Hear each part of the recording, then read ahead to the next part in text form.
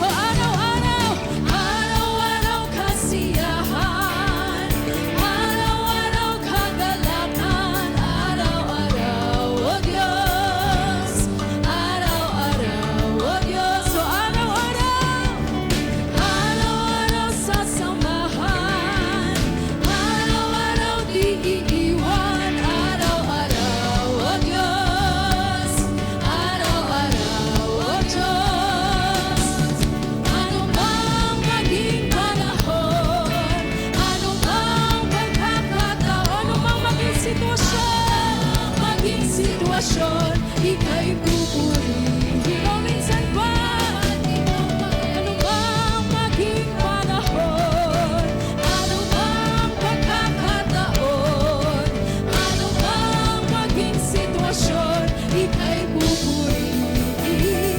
Ikaw at ikaw pa rin.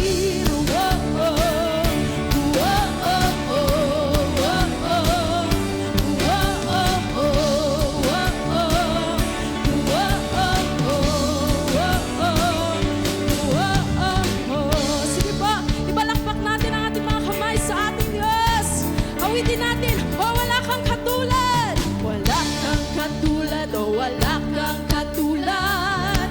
Katulad, o wala kang katulad. Wala kang katulad, o wala kang katulad.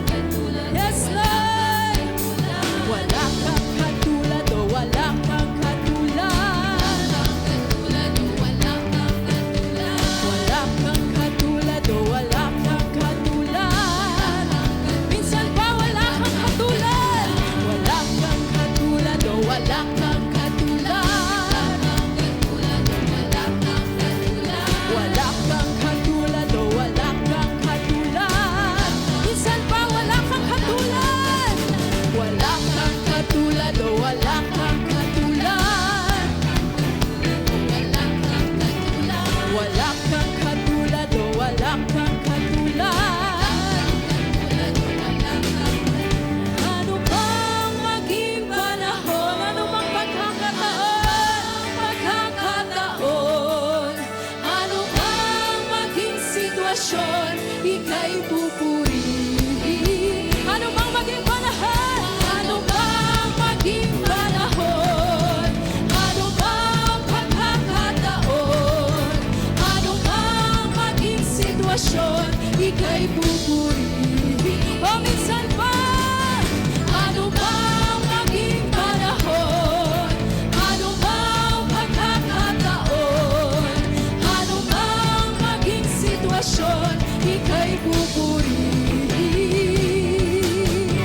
Ano mang maging panahon, ano mang pagkakataon, ano mang maging sitwasyon, ika'y pupurihin. Ikaw at ikaw pa rin. Hallelujah! Patuloy tayong umawi, magpuri sa ating Diyos sa dakila. Hallelujah!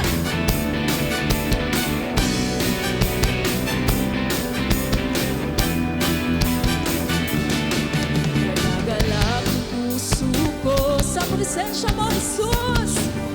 Jesus, sumasamba, nagpupuri sa kadakilaan mo.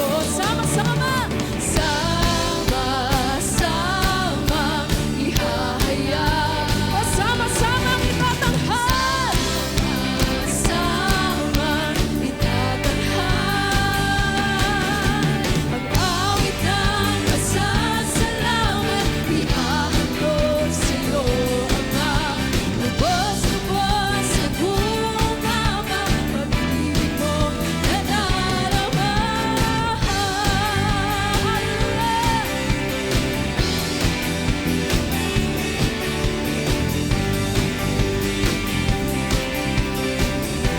O minsan ba nagagalak ang puso ko? Ang puso ko sa presensya mo, Jesus.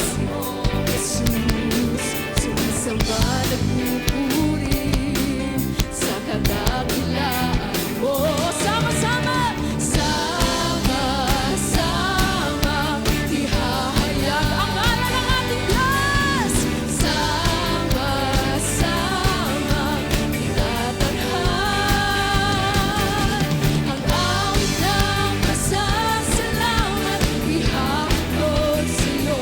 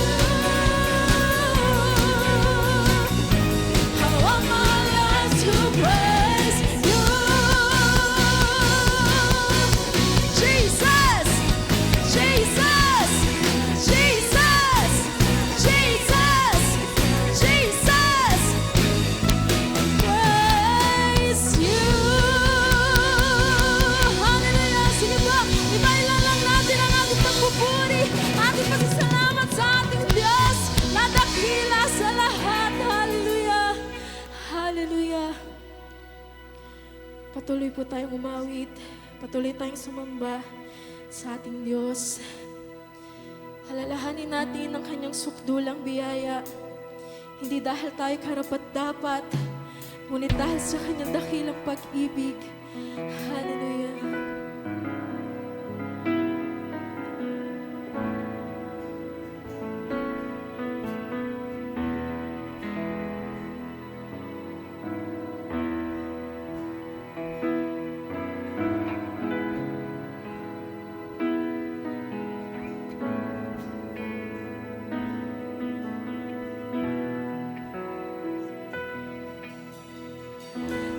Habang hindi karapat-dapat, pagkukulan ng haba, at wagas mong pagsinta.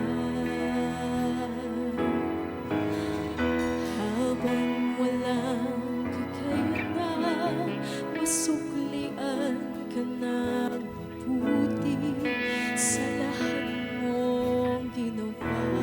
Yakap mo ko sa aking karuhan. Ibig mo ko nang di kayang tumbasan. O Diyos ng katarungan at katwiran, na kahit minsa'y di nabahiran ang kabanalan, kalwalhatian. Salamat sa sukdulang biyaya mo, O Diyos ng pag-ibig na mas malawak pa kaysa aking mga pagkakasala. Higit pa sa buhay ko, higit pa sa buhay ko. Salamat sa sukdulang biyaya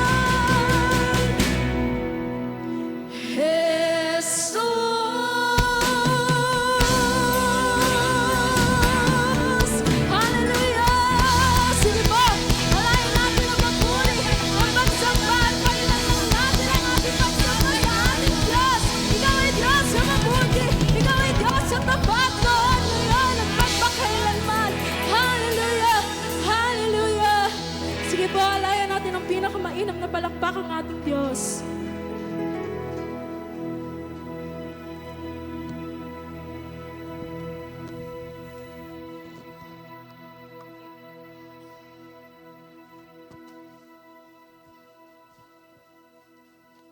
Yan, maraming salamat po sa ating music team. Purihin po ang ating Diyos. Kamusta po kayo?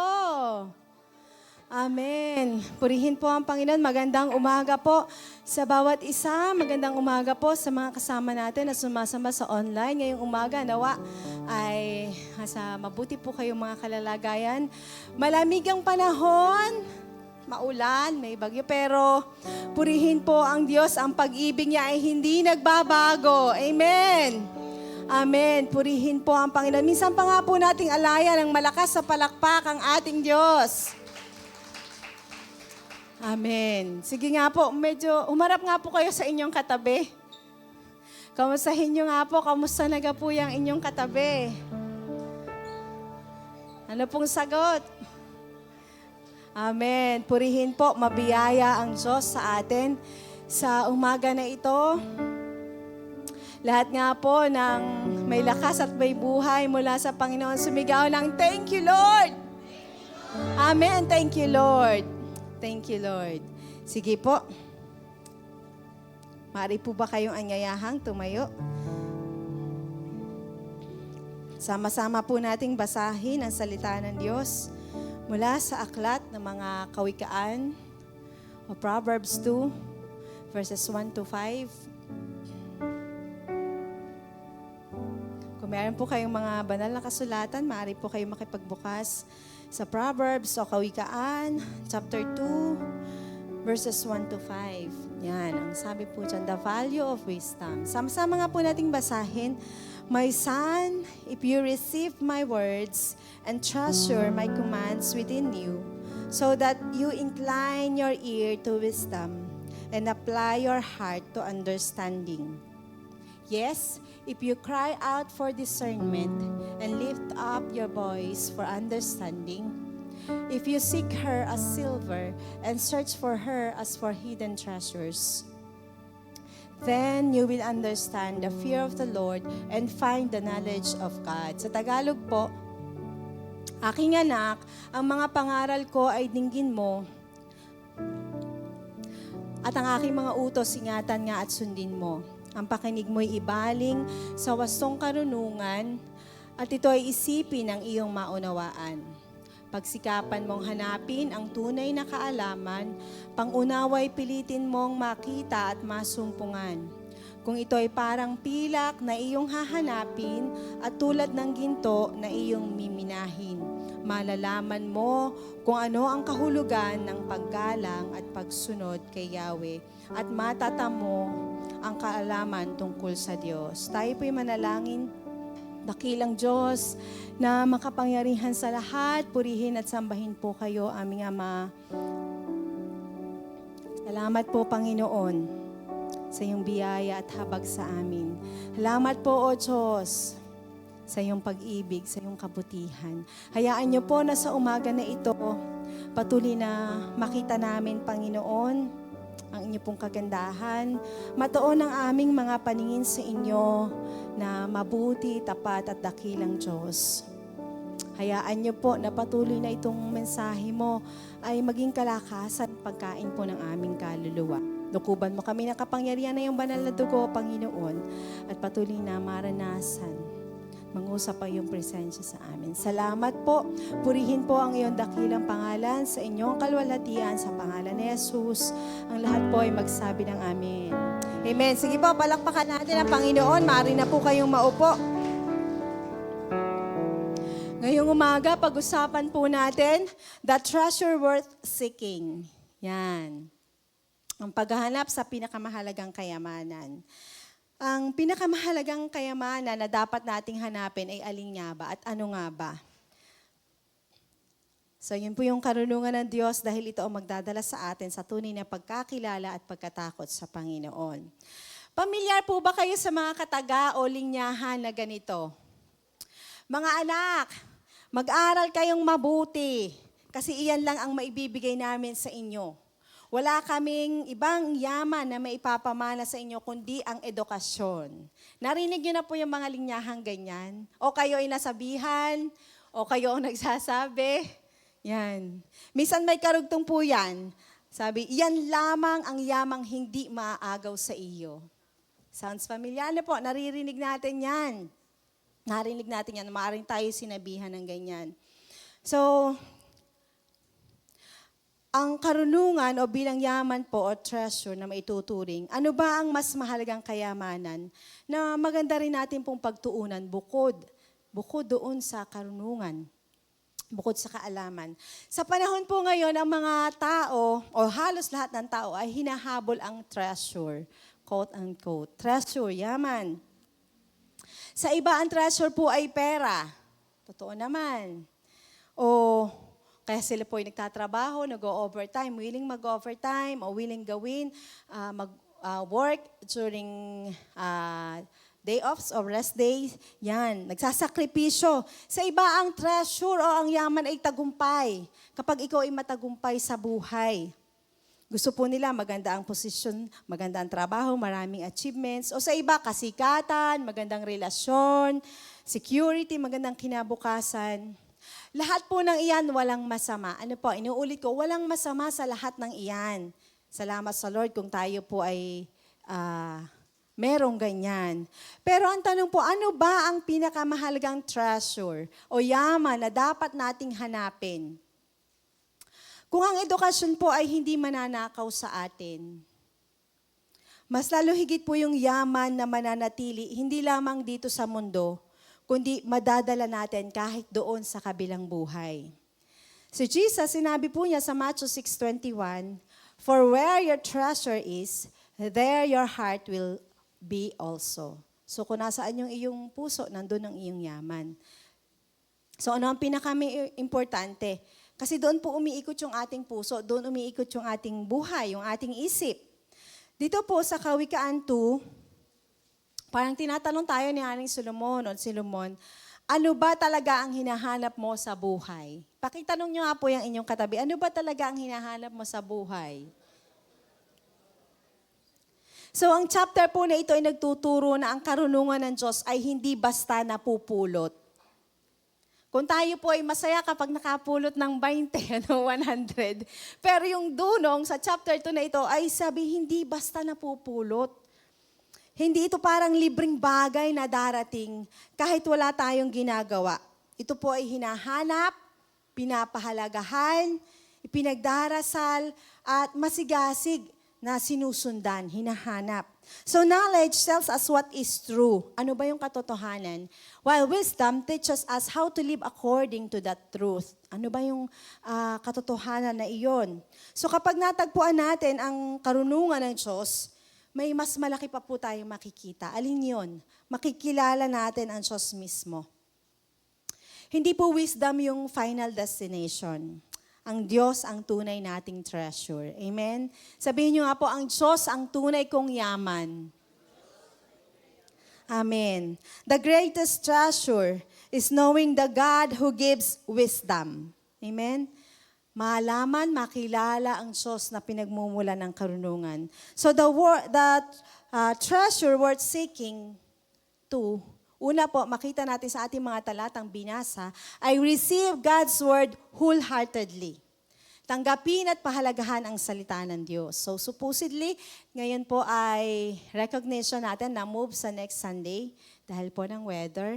So ganun pa man, meron pa rin po tayong mapupulot sa salita ng Diyos. Sa Proverbs 2:1, ang sabi po dyan, "My son, if you receive my words and treasure up my commandments within you."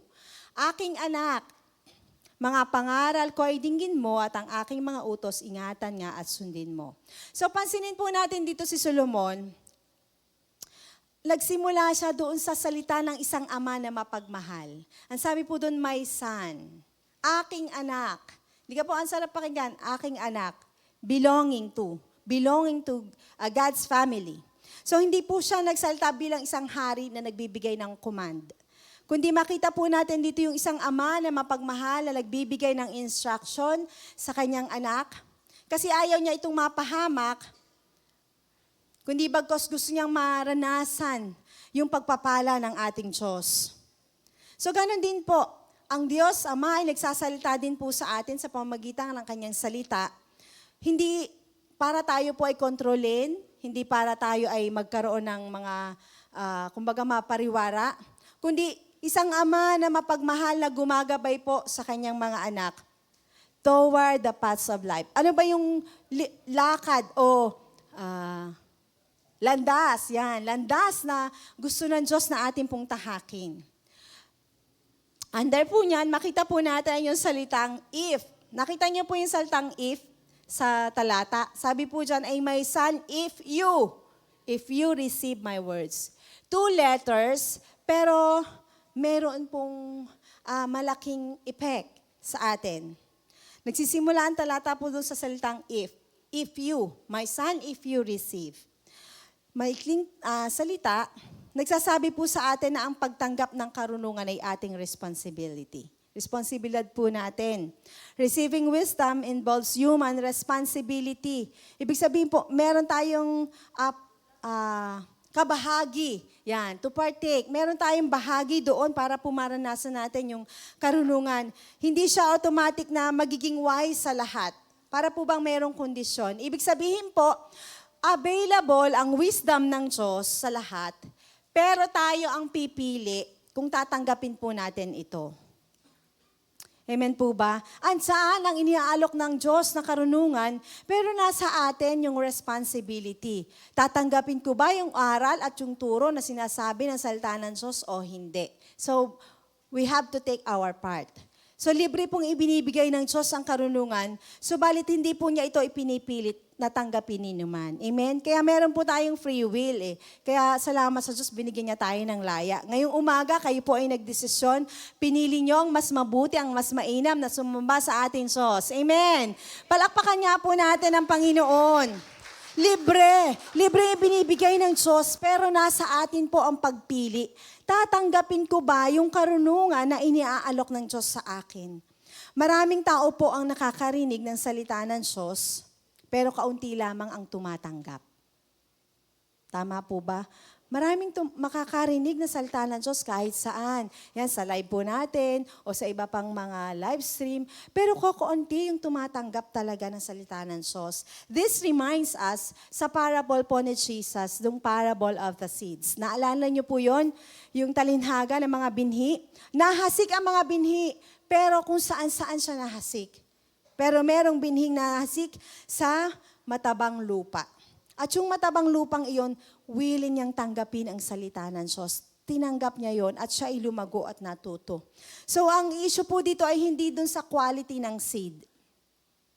Ang issue dito ay ano yung kondisyon ng puso. Ano ba ang kondisyon ng puso natin? Pakitanong niyo nga po sa inyong katabi, kamusta naman ang puso mo ngayon, kapatid? So ganun po yung katotohanan ngayong umaga. Maraming mga salita ng Diyos ang naiipahayag, naiipreach. Maraming sa daang tao, sa daan-daan o libu-libong tao. Pero may mga pagkakataon na hindi nababago. Walang pagbabago. Hindi natatransform. Ang problema ay hindi po nasa message ng God o nasa sermon. Ang problema po ay ang ating puso. Am I going to receive what the Word of God tells me o hindi? So, nadoon po sa atin, how to receive His Word. At yun po yung number 3, receive my words. Number 2 pala, I'm sorry. Receive my word. Receive means to welcome, embrace, or accept. Yan. Sabi, receiving, it's much more than listening. Yung pagtanggap ay higit pa sa pakikinig lamang. Tama po ba? Magkaiba yon, yung receiving to listening. Ang salitang receive po, hindi lang ibig sabihin po, narinig mo. Maraming tao po yung nakikinig ng sermon, linggo-linggo. Maraming Bible ang nasa loob ng mga tahanan. Maraming kaya pong mag-quote ng verses. Nire-recite pa nga. Pero iba po yung hearing sa receiving. Iba yung narinig natin, kaya nasasaulo natin. Di po ba yung John 3:16, talamak yan, kahit sino, pwedeng i-recite, pwedeng sabihin. Pero hearing is different from receiving. May mga estudyante po, nasa classroom, pero ang isip ay nasa mall. Teacher habang nagtuturo. Ganito rin po tayo minsan. Nasa loob tayo ng church, pero ang isip natin ay, ako yung may gagawin pa mamaya. Ay, ano gagawin? Nailabas ko gawin pang ulam. Kung bukas ako mamamalansya pa. Kamusta naman po? Kamusta nga po yung inyong katabi? Kasi hindi natin nakikita yung isip natin. Ang Diyos lang nakakaalam. So ganun po, ang tunay na pagtanggap ay may kasamang obedience. Pareho yan po yung attitude, yung priorities, yung decision natin. Kung may kasamang pagsunod. Kapag sinasabi sa salita ng Diyos, magpatawad. Nagpapatawad ba tayo? O umiiwas sa kasalanan? Sumusunod ba tayo o hindi? Kapag sinabi niyang magtiwala, nagtitiwala ba tayo?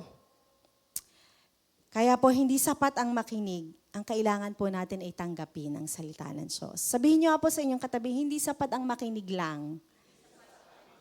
Ang kailangan natin ay tanggapin ang salita ng Diyos. Amen. Receiving God's word means accepting all of God's truth, not only the parts we like. Hindi lang yung mga salita ng Diyos na gusto natin o pabor sa atin. Sabi po doon ay all of God's truth. Lahat ng katotohanan ng salita ng Diyos. Ang pangatlo po, treasure my commandments. Yan. Sinabi po dyan ni Solomon, treasure up my commandments. Sa Hebrew, ang idea po behind the word treasure is to store up carefully or keep something safe because it is valuable. Ayan. Sabi ay ingatan dahil ito ay mahalaga. Panatilihing maingat o naiingatan. Ang treasure po ay isang bagay na sobra nating iniingatan, pinapahalagahan. Halimbawa po, may mamahalin kayong cellphone. Binibili nyo yan ng mamahalin din na case. Kasi pag nagpatak, may protection. O kaya meron kayong mga documents, important documents. Nakalagay ka lang po yan basta-basta. Hindi, iniingatan natin, tinatago natin. Yung iba nasa vault pa. O kung may mga jewelries kayo, iniingatan, hindi basta nakalagay lang o ginagawa nyong para palamuti. Yan. So, ganun din po ba yung tingin natin sa salita ng Diyos? Mas excited po ba tayo kapag nagbabasa tayo ng Bible o excited tayo pag may notification sa cellphone? Alin ba yung mas excited tayo? O kaya mas kabisado natin yung mga trending videos kaysa sa Bible, sa mga pangako ng Diyos.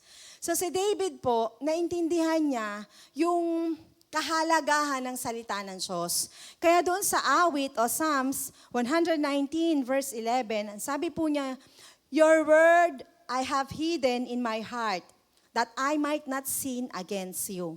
Iniingatan sa aking puso para hindi ako magkasala sa iyo. Pansinin po natin dyan, hindi sinabi dyan na binabasa ko lang. Hindi lang basta binabasa. Sabi, he stored it in his heart. Inaalagaan, pinapangalagaan sa kanyang puso.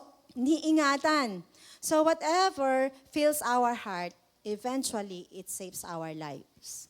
Our life. Kung ano po yung pumupuno sa ating puso, yun yung huhugis sa atin, sa ating buhay. Kung ang puso natin ay puno ng galit, puno ng hinanakit, sama ng loob, eventually it will come out. Makikita po sa atin, yung para bang, hindi naman pasan mo yung daigdig, yung parang, basta yun, sambakol, yung parang makikita sa iyong actions.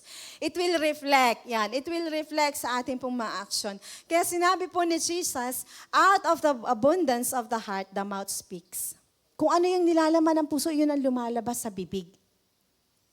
Kung ang puso natin ay puno ng mga katotohanan ng Diyos, ng kanyang salita, ng kanyang mga pangako, ng kanyang kabutihan, ng kanyang katapatan, it will reflect. Makikita sa ating panlabas, sa ating attitude, sa ating the way we speak, it will reflect. So kapag ang salita po ng Diyos ang ating yaman, ang ating treasure, hindi po madaling maaagaw ng mundo ang ating pananampalataya. Amen? Hindi madaling maaagaw ng mundo kung ano ang ating stand, kung ano ang ating pinaniniwalaan. Dahil alam natin na aka-anchor yung ating puso at yung ating belief sa truth ng Word of God. Amen. Amen. Amen. Kaya tanungin po natin ang ating sarili. Alin bang mas pinaniniwalaan ko? Yung opinyon ng mundo o kung ano ang sinasabi ng salita ng Diyos tungkol sa akin? Kung ano yung panghahawakan ko. Ganito ang aking sitwasyon, oo, pero may pangako ang Diyos sa akin. Amen? Hindi niya tayo iiwan, hindi niya tayo pababayaan. Amen? Si Jesucristo noon, ngayon at kahapon. Amen? He doesn't change us. He never changes. Sige po, palakpakan natin ang Panginoon. Kung ano ang ating yaman, kung ano ang ating treasure, yun po ang huhubog sa atin. Purihin po ang ating Diyos. Pangalawa, seek wisdom with passion. Hanapin ang karunungan ng buong puso. Sa verses 2 to 4, ang sabi po dyan, ang pakinig mo'y ibaling sa wastong karunungan. At ito ay isipin ang iyong maunawaan. Pagsikapan mong hanapin ang tunay na kaalaman. Pangunaway pilitin mong makita at masumpungan kung ito ay parang pilak na iyong hahanapin at tulad ng ginto na iyong miminahin. So dito po sa mga verses na ito, makita po natin si Solomon yung pagbabago. Biglang nag-shift yung kanyang sinasabi from receiving wisdom to actively pursuing it. Yung natanggap mo yung karunungan na sinasabi ng Diyos, na doon sa mga talatang 1, sabi, my son, if you receive my words and treasure up my commandments with you. So, from receiving His command, His wisdom, God's wisdom, merong pagbabago. Hindi lang tumigil doon. Sabi, actively pursuing it. Hanapin mo, habulin mo. Ayan. So, mapapansin po natin, lalong tumitindi yung salita ng Diyos. Hindi lang hanapin, hindi lang i-receive, hindi lang i-treasure, kundi meron pong progression. May pag-unlad, lume-level up. Yan. So, pansinin po natin yung mga verb o action word na ginamit po dyan. Sa English po, ang sabi doon ay incline your ear, apply your heart, call out, raise your voice, seek, and search. So, ito pong mga action word na ito o mga salitang may kilos, nag-i-increase yung intensity. Parang patindi ng patindi, lume-level, yan, lume-level up. Nagsasabi sa atin na ang karunungan ay hindi para sa mga tamad na tao spiritually. Una, ang tagubilin sa atin, incline your ear. Sabihin niyo po sa inyong katabi, makinig kang mabuti. Yan, makinig ng mabuti. To incline our ear or ears means to intentionally listen. Ibig sabihin talagang makinig ka. Kusain mo, yon. Kusain mo. Intentionally listen. Making your ear attentive. Kailangang intentional tayong makinig. So kapag mahalaga po ang isang tao sa atin, hindi ka po nakikinig tayo. Ngayon na nagbagyuhan, nag-ulanan, pag may balita, talagang nakikinig tayo, di po ba, ng maayos? Minsan sinasabi, huwag kayong maingay, ako'y nakikinig ng balita, hindi ko na maintindihan, nasa ng bagyo. O, di ka po, intentionally gusto nating makinig. Nakikinig tayo carefully. So imagine po natin kung ang isang tao ay nagbibigay sa atin ng instruction o may sinasabi sa atin, nakikinig tayo ng maayos. Kumbaga, incline. Minsan, gumaganon pa nga tayo, ginaganon pa. Hindi kita masyado marinig, ano ka? Talagang itinutuon pa yung ating tenga doon sa nagsasalita. Naglilin tayo ng closer. Dahil ayaw natin may mamiss tayo ng mga salita. So, mahalaga po sa atin, nakikinig tayo. Ganon din po spiritually. God desires the same attentiveness. Gusto ng Diyos yung ganon ding the way we listen. Paano tayo makinig? Ganon din yung gusto ng Lord. Kapag siya'y nagsasalita sa atin, hindi yung ating utak ay occupied ng mga worries o ng mga isipin natin, kundi nandoon tayo po ay nakikinig. Nakikinig ng salita ng Diyos. Hindi na magbabasa ako ng salita ng Diyos dahil gusto ko lang matapos yung reading plan. Tapos na ako. Check, check, check. Hindi po. Sabi, wisdom begins when we slow down enough to truly listen. dumarating ang karunungan kapag talaga tayong, ibig sabihin, nag-pay attention, nag-slow down, ibig sabihin talagang pinaglaanan natin ng panahon na makinig. Kasi pwede tayo nagbasa, pero yung basa nga lang. Yung iba nga ay parang nag-scroll lang o nag-ano lang. Pero sabi doon, dumarating yung karunungan kapag talaga tayo ay nakinig ng mabuti. Pangalawa, apply your heart. Hindi lang po, tenga ang binanggit dyan, hindi lang yung pakikinig. Sabi, listening alone is not enough. God wants our hearts. Gusto ng Diyos yung ating puso, pati yung ating puso. Ang wisdom ay hindi lamang po pumapasok sa ating isipan. Binabago nito ang ating puso. Amen? Nabasa natin, gusto ng Diyos, ako ay magpatawad. Nasa head knowledge natin yon. Pero yung paano natin ni-apply, sabi, gamitin natin yung ating puso. Take our heart. Gamitin natin. Binabago ng Diyos yung ating puso para tayo makapagpatawad, may ginagawa ang Diyos sa ating puso. The heart in the scripture refers to the center of our desires, decisions, and affections. So nandoon po, hindi lang sa ating isipan, kundi pati ang ating puso, binabago ng ating Diyos. Pwedeng alam natin kung ano ang tama, pero hindi naman natin ginagawa. Nire-refuse ng ating puso. Ayoko. Hindi ko gusto. Maraming matalinong tao, pero wala pong integridad. Maraming matalinong tao, pero kaiba naman yung ginagawa nila. Hindi nakikita sa kanilang gawa. Maraming mga educated na tao, pero pang sarili lang yung kagustuhan nila. So nakikita po natin yan kahit na sa mga nangyayari sa ating paligid. So pinapakita po sa atin na yung knowledge, hindi lang siya sapat. Nandyan po ang karunungan. Sabi, wisdom is more than just an education. Hindi lang siya basta edukasyon. It is transformation. May nababago. May binabago sa atin. Gusto ng Diyos yung transformed heart. Amen? Nababago yung ating puso. At kapag nabago po yung ating puso, sumusunod yung ating action, sumusunod yung ating words, sumusunod yung ating lifestyle. Amen? Na may progression, may nangyayari. Binabago tayo ng Diyos sa ating pangloob. At nakikita naman yon sa ating panlabas na aksyon. Amen. Purihin po ang ating Diyos. Number 3, call out and raise your voice. Dito po dinidescribe ni Solomon yung passionate prayer. Yung pananalangin. Na-realize ng isa, yung nakikita ng bawat isa, yung picture po na parang hindi ko kayang mabuhay nang wala ang tulong ng Diyos. I cannot live wisely. Na mayroong knowledge, mayroong karunungan ng wala ang tulong ng Diyos. Amen po ba doon? Amen. Sa James 1:5, sabi po dyan, if anyone lacks wisdom, you should ask God. Amen? Tanungin natin, humingi tayo sa Diyos. Siya na nagbibigay ng mayaman at sagana na hindi nanunumbat. So makita po natin dyan, hindi niya tayo pinupulaan. Hindi tayo pinupulaan ng Diyos kapag tayo po ay kapos sa karunungan. Hindi niya tayo binabash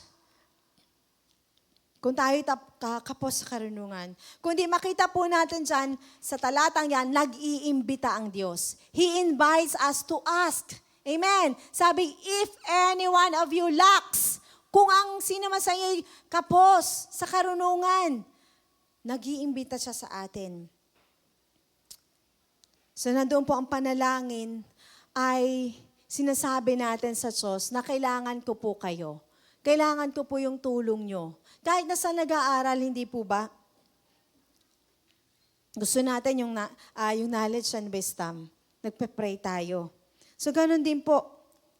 Ganun din dapat ang desire natin sa wisdom. Hindi yung, Lord, kung gusto mo lang. O kaya, Lord, kailangan kita. Sinasabi natin, kailangan kita. Hindi natin kayang mabuhay nang wala ang Diyos. Amen?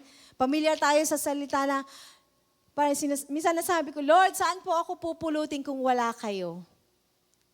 Sa kangkungan. Saan tayo pupulutin kung wala ang Diyos? Na-imagine niyo po ba yon? Kung wala ang Diyos sa ating buhay, nasaan na kaya tayo sa mga oras na ito? Maaring ang iba sa atin ang nasa kulungan, pariwara ang buhay. Pero salamat nandyan ang Diyos. Amen. Amen. Sige po, palakpakan natin ang Panginoon. Ang tunay na wisdom ay regalo ng Diyos sa mga taong mapagpakumbabang humihingi. Amen. Ang totoong karunungan ay regalo ng Diyos sa mga taong tunay na mapagpakumbabang humihingi. Purihin po ang ating Diyos. Pang-apat, seek like hidden treasure. Hanapin tulad ng paghahanap ng kayamanan. Sa mga laro ng bata, yung seek and find, ano ba? Hide and seek. Yan, hide and seek. Hindi ka po, talagang hahanapin ng bata kahit saan. Yung taguan. Alala ko kahit sa mga kisang tatago. Alala ko dati kahit sa mga kural ng baka, o kaya sa taas ng puno, nagtatago kahit madamo. Kasi gusto mong hindi ka makita para manalo ka. So hide and seek. Pero sabi dito, seek like hidden treasure. Hanapin tulad ng paghahanap ng kayamanan. At kapag ikaw ang taya, talagang hahanapin mo para hindi ka ulit ang taya, diga po. So ganun din. Ang sabi ni Solomon dito, seek it like silver. Ano po ba yung silver? That time mahalaga po ang pilak. Yan, pilak. Mahalaga ang pilak. Imagine nyo po kung may nagsabi sa inyo na sa ilalim ng bahay mo ay may nakatagong maraming ginto. Ano po ang inyong gagawin? Ay naku, ako'y maghuhukay. O kaya yung iba, ay ako'y hahanap pa ng mga pang payloader, gayon. Yung panghukay. Hindi ka, pag nakapaghukay ka ng konti, titigil ka na ba? Hindi ba? Diretso ka pa hanggang makita mo yung ginto. Babalik ka araw-araw. Gagamit ka pa ng mga makinarya para lang makita. Magpapakahirap ka dahil naniniwala kang andun yung yaman, andun yung ginto, may kayamanan doon. So gano'n din po yung sinasabi ni Solomon. Kung ganoon kasipag ang tao sa paghahanap ng pera, o ganoon tayo kasipag sa paghahanap ng ganoon rin ba tayo kasipag paghahanap ng karunungan ng Diyos? Kaya sinasabi po sa atin ng Diyos, hanapin natin yung karunungan. Pursue wisdom. Hanapin natin yung karunungan ng Diyos. Hindi lang casually o hindi lang pang gusto lang natin. Hindi lang occasionally o hindi lang kung kailan lang natin gusto, kundi passionately. Hanapin natin. Kung ang mga nagtatrabaho po, gumigising ng maaga para hindi malate sa trabaho. Ang mga estudyante, nagre-review kapag may exam. O kaya yung mga negosyante, kapag may mga ka-deal sila, di po ba nagbabiyahe sila kahit malayo? So ilang minuto po ba yung binibigay natin sa Diyos? Kung tayo ay may oras lang? O ano po yung pinakamahalaga sa atin? Our pursuit reveals our priorities. Ano ba yung ating hinahanap? Ano ba yung ating pinapahalagan? Ay nagpapakita ano ba yung ating priority? Ano ba yung ating mas mahalaga sa atin? What we value most is what we seek most. Totoo po yun, hindi po ba? Kung ano yung mas pinapahalagaan natin, yun yung ating hinahanap. Sa mga estudyante, mahalaga ang pag-aaral, kaya nagsisikap na mag-aral na mabuti. Sa mga nagtatrabaho, siyempre po, gusto natin ay maayos din yung ating trabaho, hindi tayo mapulaan. So, ganun din po. Pursuing wisdom means intentionally spending time with God every day. Paglalaan din ng panahon sa Diyos. Hindi lang binubuksan ng Biblia as a duty, pero para kang naghahanap ng yaman, kundi para kang nagte-treasure hunt. Hinahanap mo yung yaman mula sa salita ng Diyos. Kasi bawat pahina nagpapakilala kung sino ang Diyos sa atin.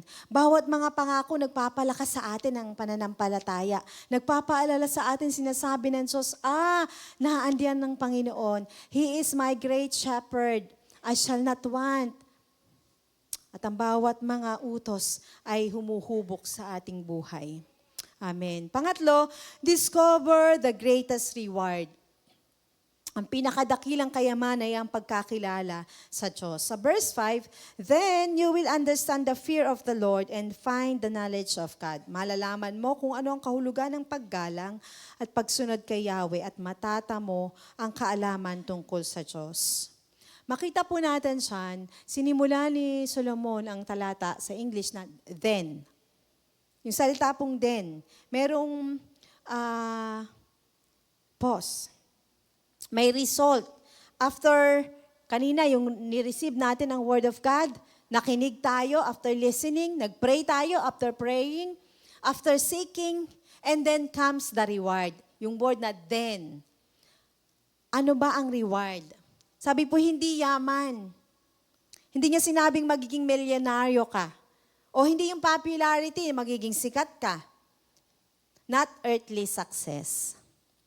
Hindi niya po sinabi dyan na mawawala lahat yung problema natin. Ang reward po dyan ay mas mataas pa sa lahat ng iyon. Ang makilala ang Panginoong Diyos. Amen? Sabihin niyo po sa inyong katabi, ang makilala ang Panginoong Diyos. The reward is God Himself. Ang Diyos mismo yung reward. Una, makita po natin, sinasabi dyan sa talata, sa verse 5, understanding the fear of the Lord. Maunawaan mo yung pagkatakot sa Diyos. Ano ba yung uri ng pagkatakot sa Diyos na nais niya na ating makamit, na magkaroon tayo? Sa Proverbs, kahit na po doon sa chapter 1, the fear of the Lord is the beginning of wisdom. Amen. Nababasa po natin yan sa verse 9, I think, or 7. So the fear of the Lord, siya po yung foundation of wisdom. Siya yung pinakapundasyon ng karunungan. Yung fear of the Lord na hindi po natatakot na para kang parurusahan, kaya ka natatakot. Kundi ito po yung paggalang, pag-ibig at pagkamangha sa Diyos. Sabi, it speaks of reverence, awe, respect, and loving submission. Kapag mahal mo po ang isang tao, ayaw mo siyang masasaktan. Tama po ba? Ayaw mo masasaktan ng iyong asawa ng pananakit o sa salita man o kung sino man. Nire-respeto natin siya. Iniingatan natin yung ating mga kilos. Ganito rin po ang Diyos. Ganito rin po sa Diyos. Hindi tayo sumusunod dahil takot tayong maparusahan. Sumusunod tayo dahil mahal natin ang Diyos. Amen! Amen. The fact na kayo po'y narito, nagpapakitang mahal po natin ang Diyos. Amen. Amen. Salamat po nandyan kayo. Yung biblical fear, yung mayroong banal na pagkatakot. The more na nakikilala po natin yung kabanalan ng Diyos, yung kanyang kapangyarihan, yung kanyang biyaya, yung kanyang pag-ibig, the more na nadidesign natin to honor Him. Amen. Mas nagkakaroon tayo ng pagnanais na gusto ko maluwalhati ang Diyos sa buhay ko. Ang fear of the Lord na ito yung nagbabago sa atin, ng ating mga decision, ng ating pananalita, ng ating pagsamba sa Diyos. Paano ko ba sasambahin ang Diyos? Sabi, umaawit, pumapalakpak, tumataas ang kamay, aba, sumasayaw, lumulundag, tumutugtog na mga instruments. Lahat po yan ay way of expressing our worship to God. Sabi, kahit na yung ating relasyon at paraan ng pamumuhay, nagre-reflect. Ang pangalawa, finding the knowledge of God. Hanapin, matagpuan ang karunungan ng ating Diyos, knowledge of God. Sabi, ito yung pinakamagandang bahagi. Hindi po sinabi ni Solomon na makakahanap ka lang ng impormasyon tungkol sa Diyos. Maraming tao po alam ang mga Bible stories. Hindi po ba? Napapanood na, nababasa na. Maraming tao alam ang mga Bible stories, pero hindi nila tunay na kilala ang Panginoon. Parang lang yung alam ang mga verses, pero hindi naman nakikita sa kanilang buhay. Ang sabi po ni Solomon dyan, we find the knowledge of God. Matagpuan ang kaalaman ng Diyos. Biblically, yung pong maalaman ng kaalaman ng Diyos, knowing God, sabi dyan, ay malalaman po natin dahil tayo po ay may relasyon sa Kanya. It is relational. May kaugnayan tayo sa Kanya. Kaya nakikilala natin. Tumutukoy ito sa mas malalim at personal na relasyon sa ating Diyos.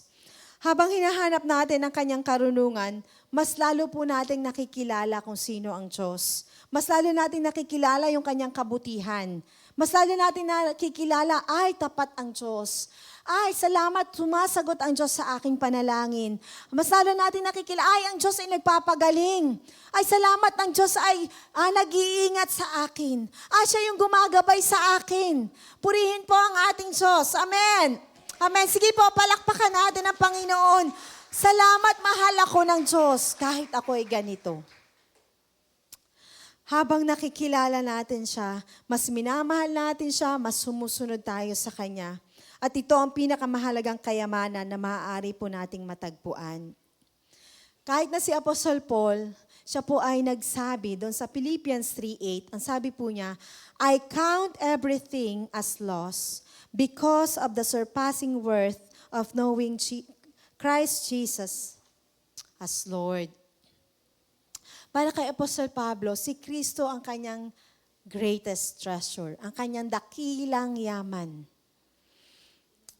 Lahat ay mawawala kung ikukumpara natin. Kumbaga lahat ay hindi kakumpa-kumpara doon sa dakilang yaman na meron tayo kay Kristo. The deeper we know God, the wiser we become. Not because we possess more information, but because our lives become shaped by His character. Amen? Nahuhubog yung ating pag-uugali. Mas nakikilala natin si Kristo, mas nakikilala natin ang Diyos, mas lalo tayong nahuhubog. Kasi alam natin, ito yung gusto ng Diyos. Ito yung gusto ng Diyos na aking gawin. So maraming tao po ang humahanap sa pagpapala ng Diyos. Pero kakaunti ang nakakatagpo sa Diyos mismo. Kasi ang gusto lang ng iba yung pagpapala ng Diyos. When we seek God above everything else, we discover that He is our greatest blessing. Amen? Siya yung ating pinakadakilang yaman.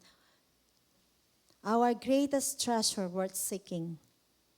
Because His wisdom gives us direction. His presence gives peace. And His truth gives stability. And His love gives purpose. Amen?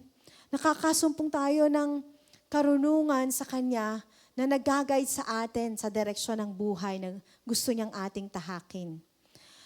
Nararanasan natin ang Kanyang presensya at ito'y nagbibigay sa atin ng kapayapaan. Amen? At ang Kanyang katotohanan na tumutulong sa atin para po tayo maging matatag sa ating pananampalataya. At ang Kanyang pag-ibig na yumayakap sa atin upang patuloy nating maalaman ano ang layunin niya sa ating buhay. So ang Kawikaan, chapter 2 ay nagpapaalala po sa atin na ang karunungan ay hindi lamang matuklasan natin accidentally. It is found by those who intentionally pursue it. Ibig sabihin, intentional, hanapin natin ang Diyos.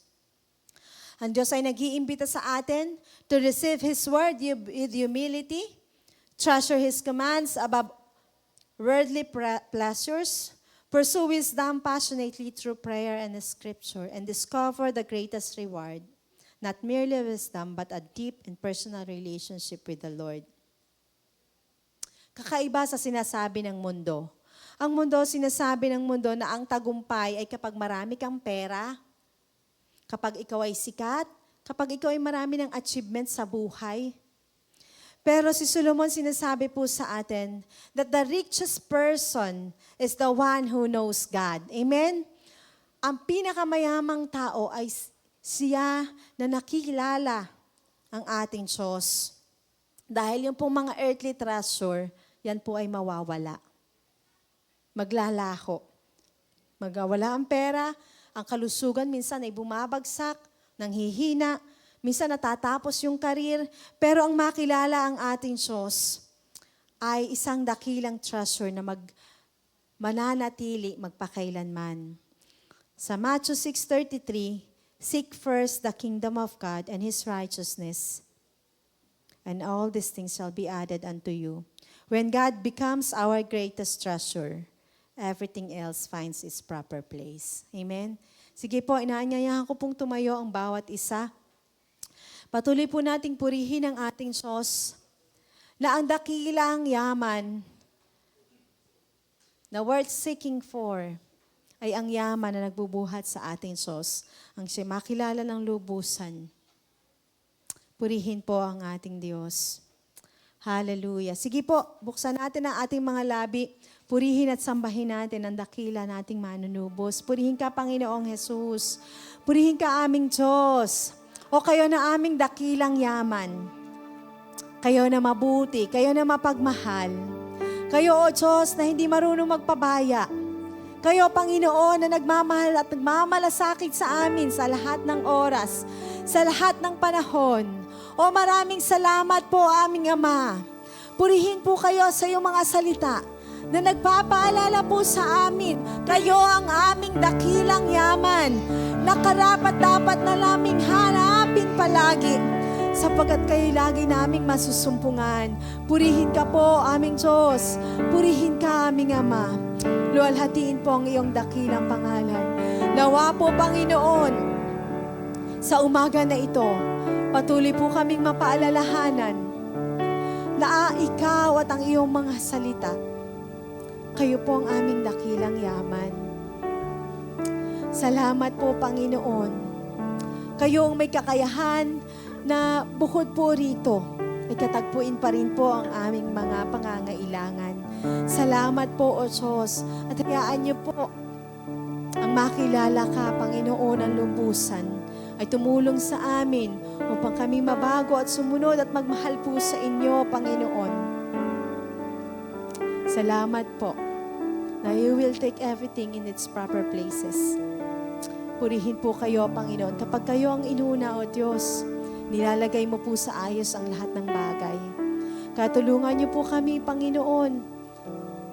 Tama ang aming mga puso, ang aming mga isipan sa pananaw tungkol sa yaman.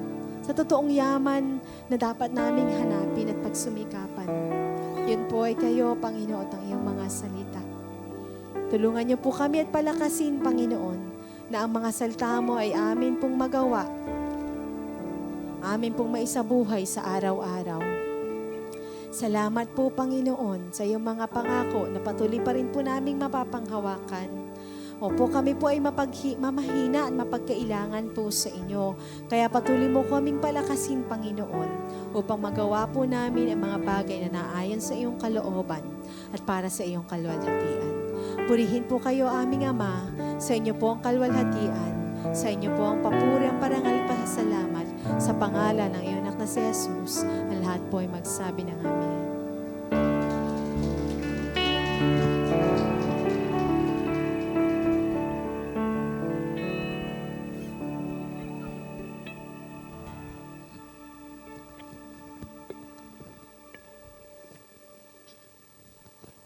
Amen. Praise God.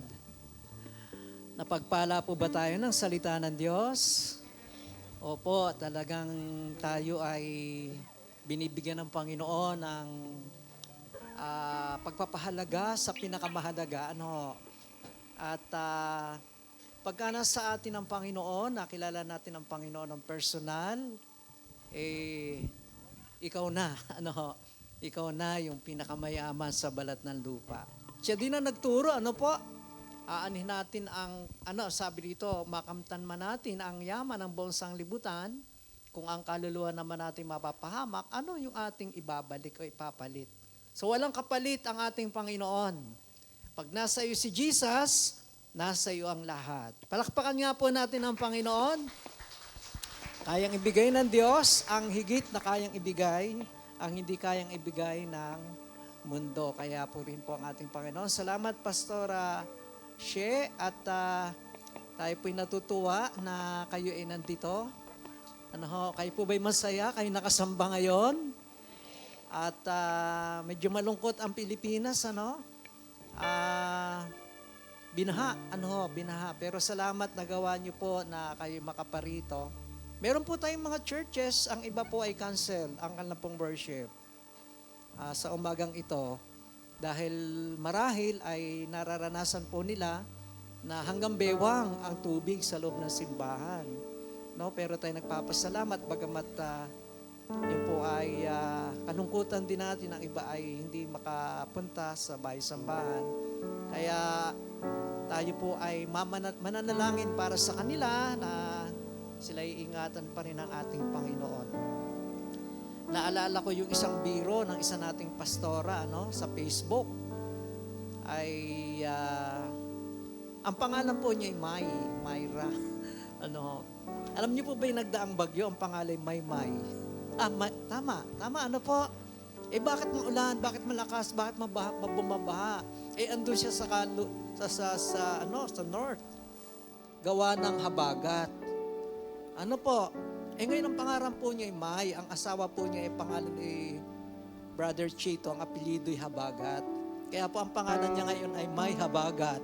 Kaya sobrang lakas daw nila, para nakakatawa, pero alam niyo po, serious matter, talagang epektado ang buhay ng tao at pati ang ating pong pagsamba. Pero salamat po at tayo nakakasamba pa rin at tayo ay makapagkakaloob pa rin.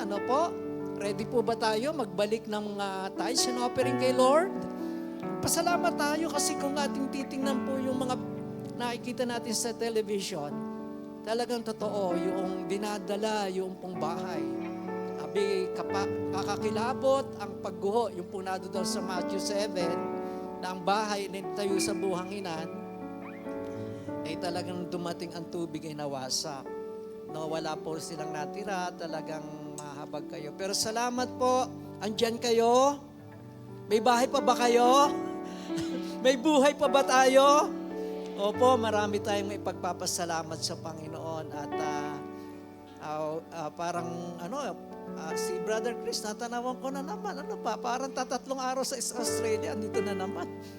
Meron pa bubang balikbayan? Okay. So, batiin natin, baka may nagbe-birthday. Happy birthday po sa maraming celebrant. Ngayong week na ito, from August 7, 9 to August 15. Ayan, andyan po ang pangalan nyo, Pag-pray nyo next year, balik natin yung maganda nyong mukha, makita na po uli dyan. Tulungan nyo, ipag-pray nyo po ang nasa media ministry, na huwag makalimutan ang inyong pangalan, kasi kailangan updated. Happy birthday po sa mga nag-anniversary. Kung meron pong nagpakasal ng August, parang kahapon may nagpakasal Ewan ko, Sister Camille, hindi ba nagputik? Maulan po, pero bihira yata nagpapakasal ng Agosto. Sabi, ina-Agosto daw, Pero, ang lahat ng araw ay biyaya ng Panginoon. Kaya, ang Diyos natin ay tunay na Diyos. Amen? Pupurihin po natin siya, aawitin natin, ikaw ang tunay na Diyos. At hayaan nating maipahayag natin ang ating pagpupuri, pasasalamat, yung mga ibig po na magpasalamat. Tumako kayo dito sa unahan, dala ang papuri, ang inyong pong tithes and offering bilang pagsamba.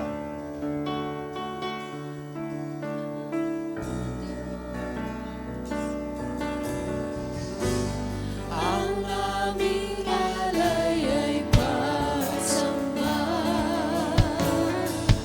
kalwalhatian, buong karangalan, kapangyarihan mo'y walang katulad. Pupurihin ka, O Diyos.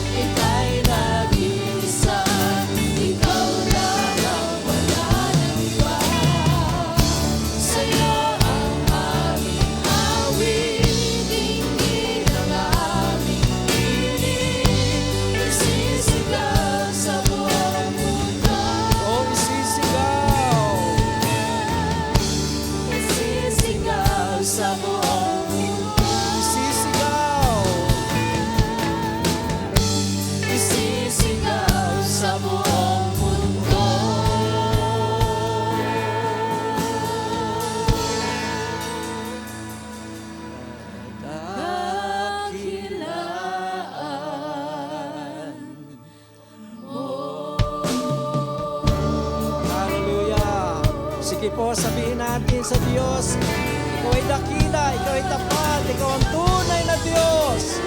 Hallelujah! Wala kang katulad. Oh, glory to your most holy name. Jesus, King of Kings, the Lord of Lords, healer, provider. Hallelujah. You change us not. Purihin ka aming Ama.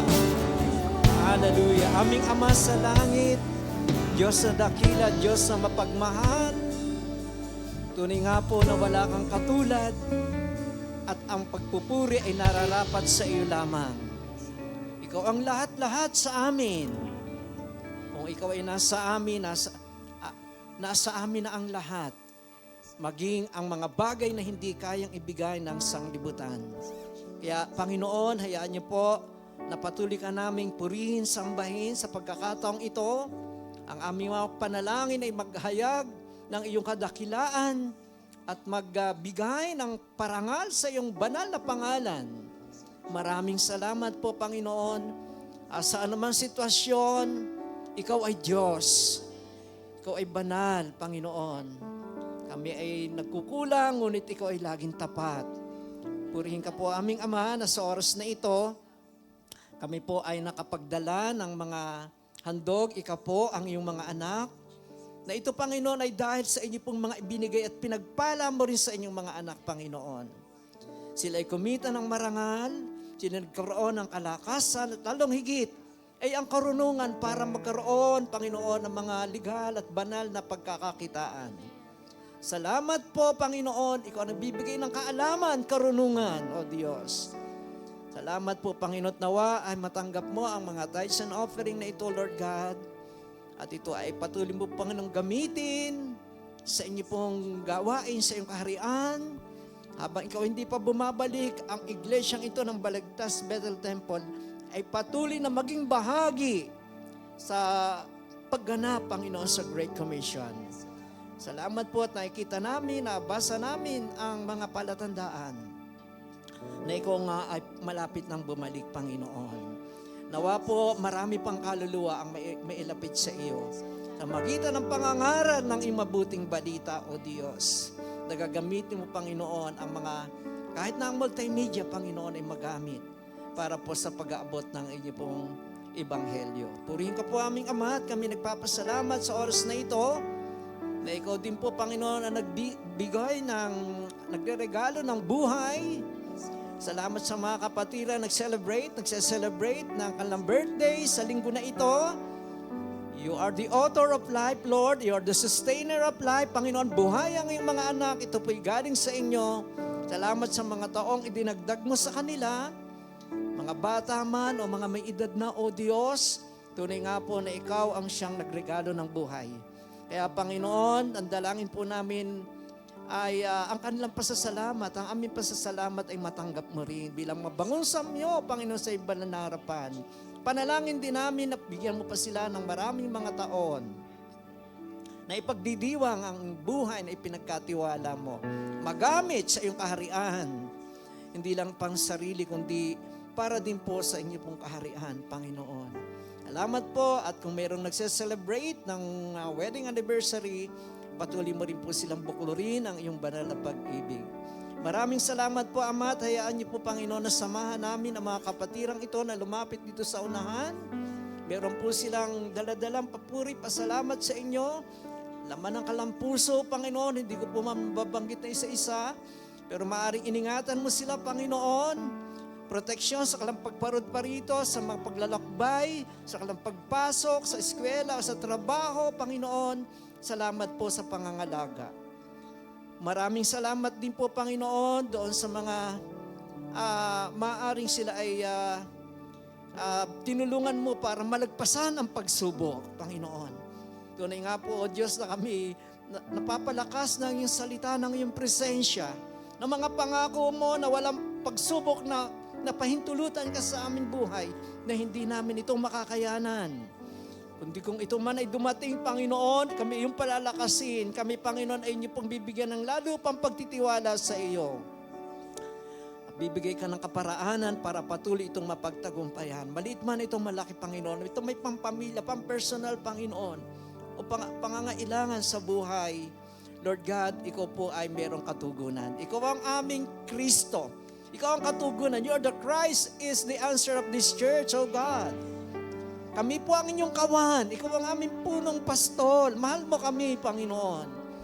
Kaya mo kaming kalingain, ingatan at pagpalait, iligtas. Lord, sa mga hanap buhay, sa mga trabaho, maraming salamat po, Panginoon, na ikaw talaga ang nagbubukas ng mga pintuan, meron kang tamang panahon, meron kang tama, Panginoon, na kalooban, pinakamabuti, Panginoon, sa iyong mga anak. Sa mga merong businesses, O Lord, meron po silang mga online business or nasa bahay lang sila, mga tindahan o maaari pong sa clothing, so maaari po sila empleyado ng government, ng public, O God, or in private, Lord. Salamat sa mga employers, sa mga nagtatrabaho sa ibang bansa, na sila binabantayan mo, pinapalakas mo, inaalagaan mo. Salamat po. Gayun din ang kalang pamilya. Salamat po. Maging sila yung mga seamen, O Lord God. Paiba-ibang panahon, Panginoon, salamat po, Panginoon, ikaw pa rin ang nagbibigay ng inyo pong pag-iingat, paglalayo sa anumang masama. Salamat po, O Diyos, na ikaw din, Panginoon, ang nagbibigay, Panginoon, ng kagalingan. Panginoon, kung meron mang panghihina ang aming mga pangatawan, dahil marahil siguro ng mga paiba-ibang panahon o kaikatandaan na, Panginoon, pero salamat po, ikaw ang aming dakilang manggagamot. Maraming salamat na may buhay bawat araw-araw. Kami nakapagpupuri sa iyo sapagkat ang pag-ibig mo, ang iyong kadakilan, ang iyong pagmamahal ay laging sariwa bawat umaga. Salamat po na kami ay merong sasabihin salamat sa iyo bawat araw. Na ginigising mo kami ng merong pong bagong pagpapala. Purihin ka po aming Ama at tingnan mo po ang iglesia na ito. Tingnan niyo po ang kapatirang ito maging sa kanila. Nakasama namin nagpe-pray sa online, Lord. Nakikita mo kaming lahat. Ang laman ng aming puso, hindi ko man po ito mabanggit na isa-isa. Panginoon, ang oras na ito, Panginoon, ay para handugan ka ng papuri. Handugan ka ng pasasalamat. Ikaw na Diyos na walang katulad. Ikaw na Diyos na hindi nagbabago. Ikaw na aming Ama na mapagmahal. Salamat po, Ama. Nawa ito, O Diyos, ay naging kaluguran para sa iyo. Nawa napangiti ka ng iyong mga anak na ang iglesyang ito ay tinuruan mo ng mabuting bagay. Ang salita mo'y sinabi mo, isang mabuting bagay ang magpasalamat sa Diyos. Kaya maraming salamat sa iyong lahat ng papuri parangal. Ito'y aming panalangin sa pangalan ng aming Panginoong Yesus. Amen and amen. Praise God.